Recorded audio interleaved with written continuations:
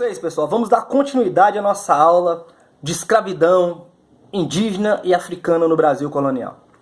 Segundo os estudos que eu andei fazendo, a primeira metade do século XVII, nos anos do auge da produção, um escravo africano, o seu custo era amortizado entre 13 e 16 meses de trabalho.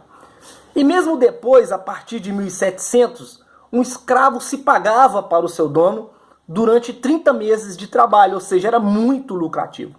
Os africanos foram trazidos do chamado continente negro para o Brasil em um fluxo variável. Os cálculos sobre o número de pessoas que vieram para cá também, eles são dúbios. Entre 1550 e 1855, aproximadamente 6 milhões de escravos entraram no Brasil.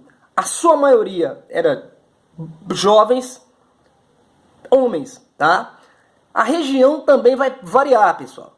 Nós vamos ter, por exemplo, no século XVI, a preferência de entrada de escravos africanos para cá eram os escravos vindos de Guiné, Bissau, Cacheu, a costa da mina, ou seja, 4 portos ao longo do litoral de Daomé forneceram a maioria dos escravos desse período. No século XVII em diante, as regiões mais ao sul da costa africana, Congo e Angola, tornaram-se os centros de exportação de escravos mais importantes a partir dos portos de Luanda, Benguela e Cabinda. Os angolanos foram trazidos em maior número no século XVIII, correspondendo aproximadamente 70% da massa de escravos trazidos para o Brasil naquele século. Para facilitar o estudo de vocês, iremos dividir os povos africanos em 2 grandes ramos étnicos. Sudaneses, predominantes na África Ocidental, Sudão, Egito, na costa norte do Golfo da Guiné, e os Banto da África Equatorial, tropical, de parte do Golfo da Guiné, do Congo, Angola e Moçambique. Beleza? Essa grande divisão não nos deve levar a esquecer que os negros escravizados no Brasil provinham de muitas tribos e reinos com culturas próprias.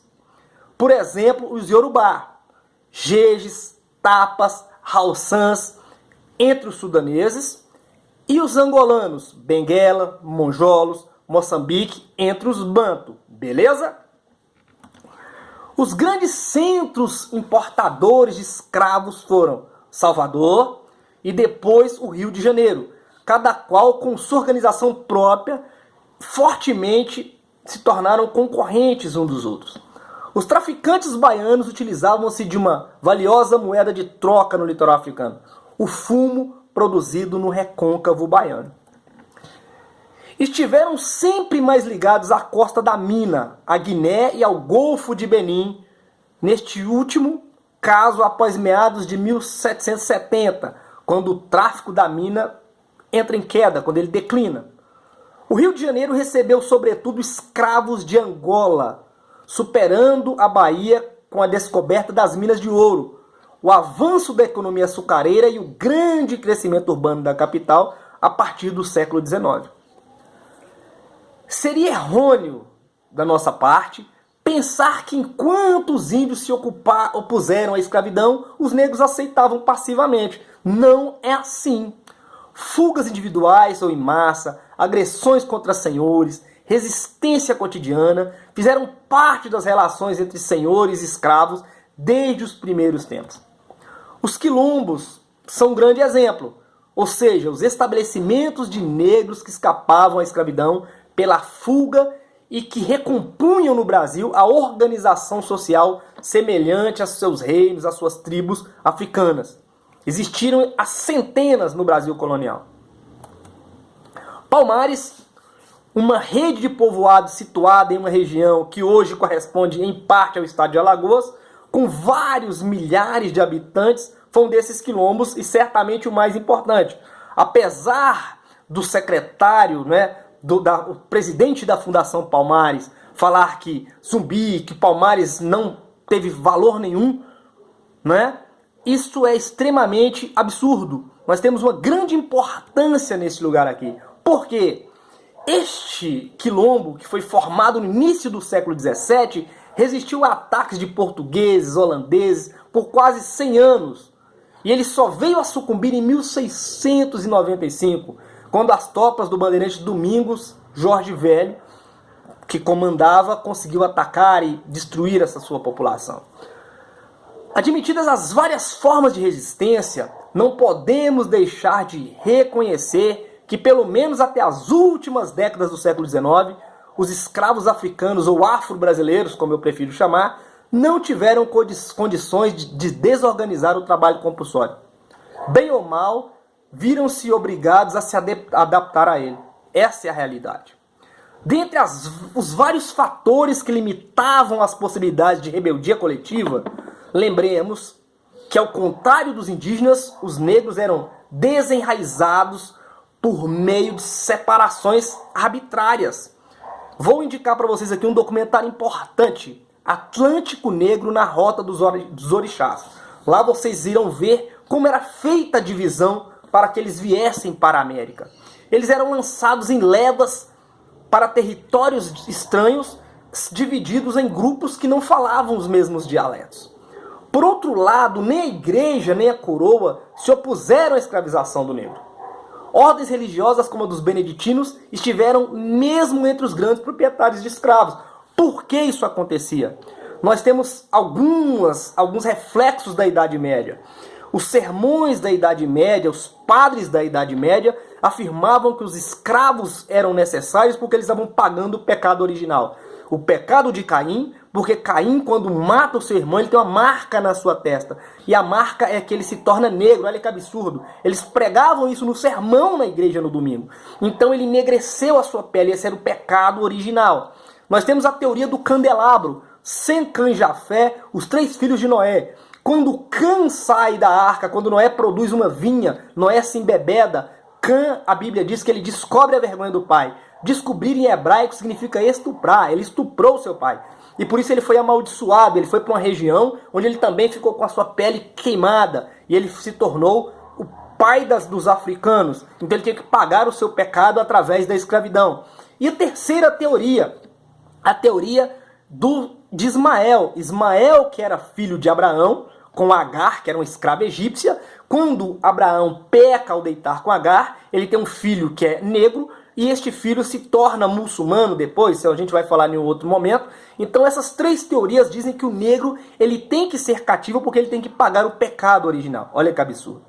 Vários argumentos foram utilizados para justificar a escravidão africana.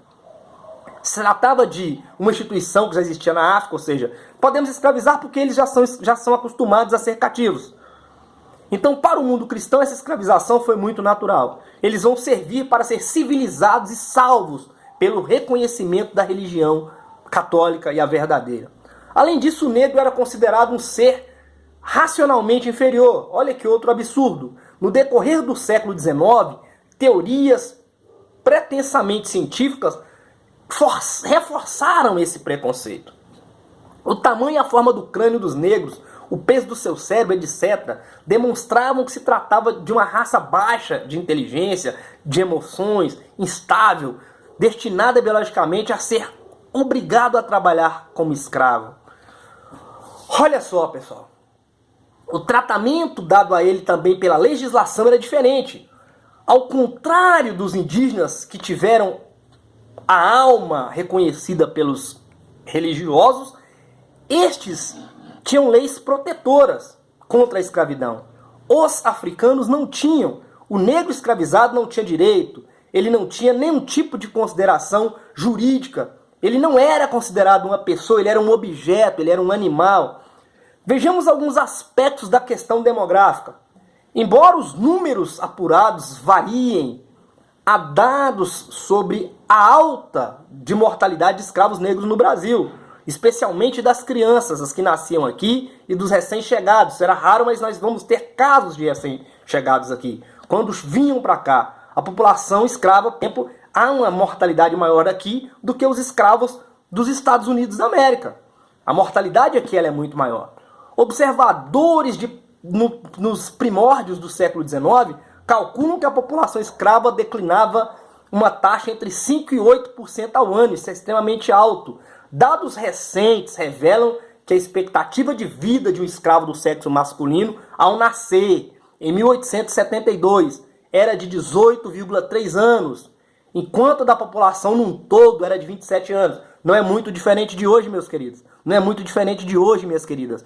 A população negra está morrendo muito mais, seja pela violência, seja por doenças, seja pela opressão que o racismo ainda implica nessa sociedade.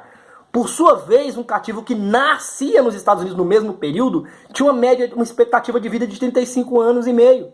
Olha só que diferença. Apesar desses números gritantes, não se pode dizer que os escravos negros tenham sido tratados melhor em um lugar ou no outro. Ou não se pode dizer que eles tinham passado por uma catástrofe demográfica tão grande como a que dizimou os indígenas.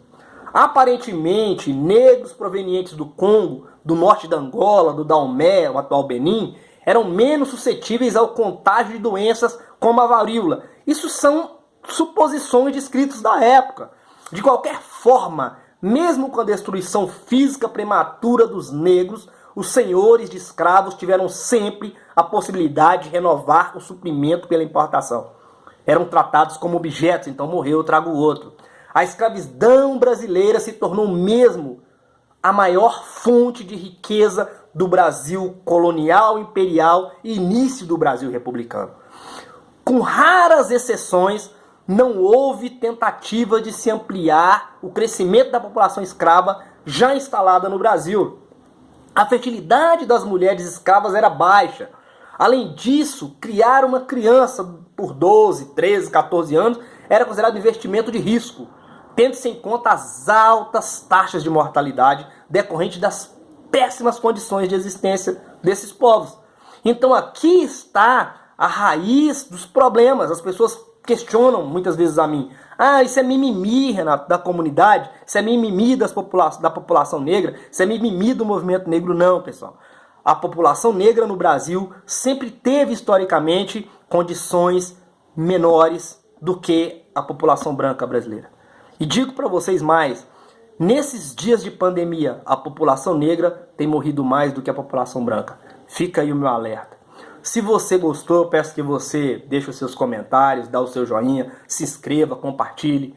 Um forte abraço, fiquem todos com Deus e, se possível, permaneça nas suas casas.